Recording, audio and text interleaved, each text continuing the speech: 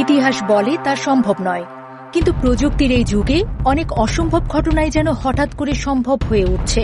মধ্যপ্রাচ্যের সাম্প্রতিক একটি ঘটনা ঠিক তেমনই এক অদ্ভুত প্রশ্ন ছুড়ে দিয়েছে বিশ্বজুড়ে। একটি ছবি, কয়েকটি শব্দ আর একটি রহস্যময় পোস্ট, এতেই নতুন করে উত্তেজনা ছড়িয়ে পড়েছে আন্তর্জাতিক রাজনীতির অঙ্গনে।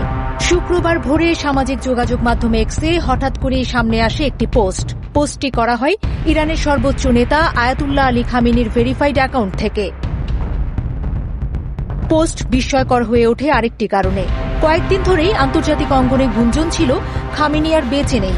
ইরানের পক্ষ থেকেও তার মৃত্যুর বিষয়টি নিশ্চিত করা হয়েছে, কিন্তু হঠাৎ করেই সেই মৃত খামেনির অ্যাকাউন্ট থেকে দেয়া হয় পোস্টটিতে ছিল একটি ক্ষেপণাস্ত্রের ছবি আর তার সঙ্গে কয়েকটি সংক্ষিপ্ত রহস্যময় শব্দ।